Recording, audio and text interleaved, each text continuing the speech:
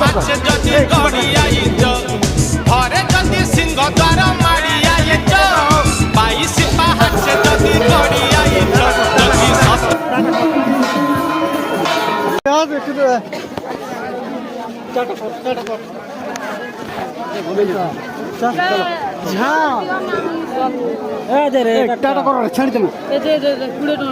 नहीं धरबार रे चोरी कर